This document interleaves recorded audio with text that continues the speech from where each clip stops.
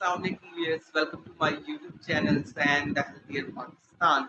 सबसे पहले तो आप सब लोगों को जो है बहुत ज़्यादा ईद मुबारक। और अगर हम बात करते हैं आज के टॉपिक के हवाले से, तो आज का टॉपिक है कि क्या हम मछली के साथ जो है वो दूध का इस्तेमाल जो है वो किया जा सकता है।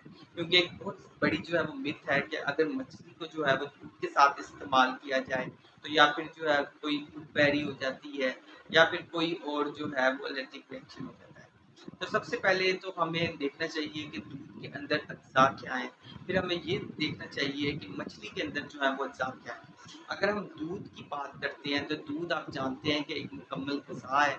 इसके अंदर जो है बहुत ज़्यादा तवानाई और बहुत ज़्यादा मल्टीविटामिन्स जो होते हैं वो पाए जाते हैं। फिर उसके बाद अगर हम मछली की बात करते हैं तो फ़िश के अंदर जो होते हैं, फ़िश जो होती है वो ओमेगा 3 एसिड से जो होती है वो भरपूर होती है फ़िश।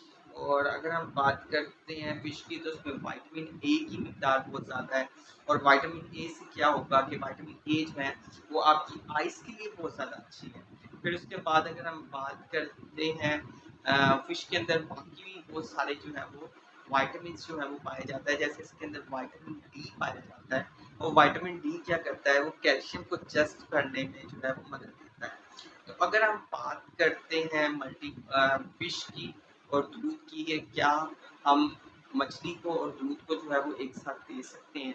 तो सबसे पहली बात तो आप ये नोट कर लें कि जिन लोगों को जो है वो दूध से एलर्जी है या जो लैक्टोज़ इंटॉलरेंट है या ऐसे अफ़राद जिनको दूध हज़म नहीं होता, अगर आप उनको मछली के साथ जो है वो दूध देंगे तो उनको जो है वो दूध हरगिज़ दे सकते हैं।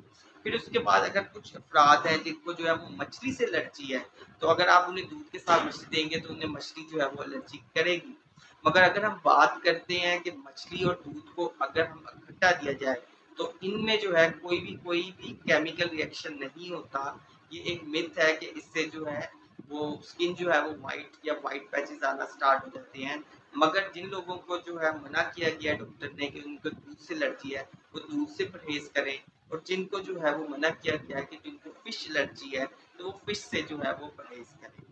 तो मगर अगर हम बात करते हैं इनकी एलर्जिक रिएक्शन की या कोई केमिकल रिएक्शन की बोथ कंबाइन करके, तो ऐसा कोई भी जो है वो केमिकल रिएक्शन नहीं होता। बहुत सारी आप डिश देख सकते हैं, जिसमें हम अगर बात करते हैं तो एक डिश है फ़िश कौरमा।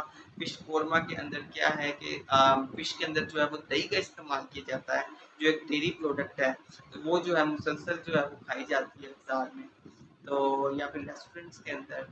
सो अगर हम बात करते हैं कि फ़िश का और दूध का अगर इकट्ठे साथ देने से कोई केमिकल रिएक्शन होगा, तो ये एक सिर्फ़ एक जो है वो मिथ है। So stay healthy and fit and do subscribe my channels and the healthier Pakistan. अपना बहुत ज़्यादा जो है वो ख्याल रखिएगा। शुक्रिया।